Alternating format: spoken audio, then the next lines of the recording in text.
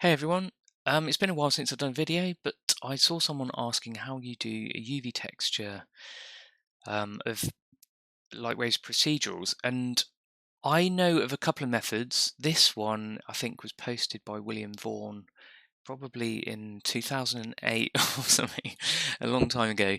But it involves loading a texture, usually a white texture, but I've loaded a UV sort of checkerboard thing here, which I can show you. So that, and then using the textured filter plugin, which you then go into, and you can add your procedurals in here at any scale you want. The benefit of this one is if I just plug this in, you can see them in the viewport. Actually, if I load the other surface, so I've put the same nodes on the other surface, so you can see it in the viewport. The downside, so I used to use this for a bit, but it can be laggy and it can be a little bit unstable.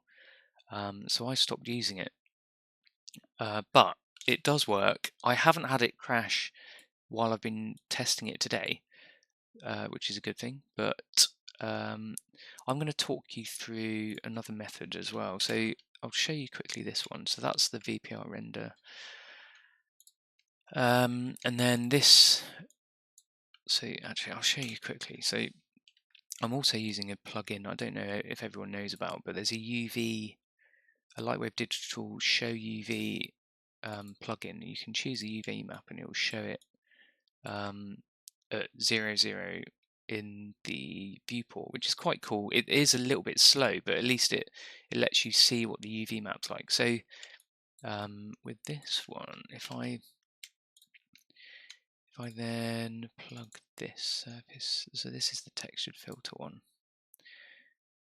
So what you do, I'll actually quickly just talk you through it. So you just select the texture map you've got the textured filter on, set it to UV map, and then which UV map you've got. Now this one has been unwrapped as a quad sphere, so it isn't ideal because you can see the seams, but anyway, if you wanted it to use your UV map, you can. So the other method requires deponts. Oh, actually, if I turn that off, so it doesn't slow it down.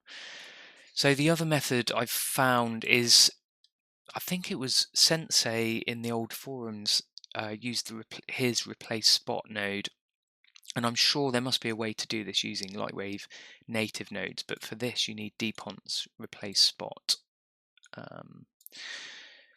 And also this one, actually if I load it up on the default surface of this sphere here, it won't show in OpenGL, but all I've got here is a UV map, and then I've chosen the UV map here, a make vector node where you plug the X and the Y in, and then you plug that into the object spot of deponts replace spot. Now everything you plug into the color slot will then use the UV texture, or the UV map on that model.